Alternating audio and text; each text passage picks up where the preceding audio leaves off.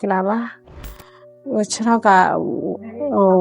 ချောလဲတာမှာလားပြတာပါမနေ့ကဖြစ်တာမနေ့ကစပြနာတော်တော်နာတာခြေထောက်ကိုမထောက်နိုင်ဘူးဒါရှိ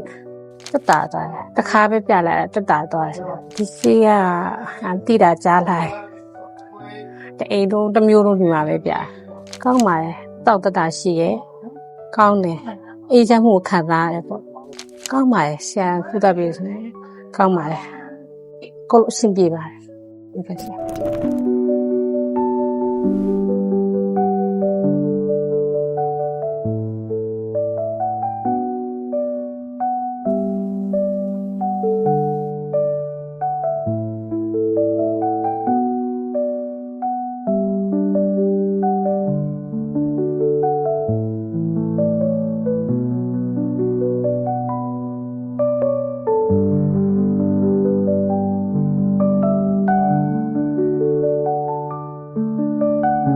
တော်လေးတက်တာ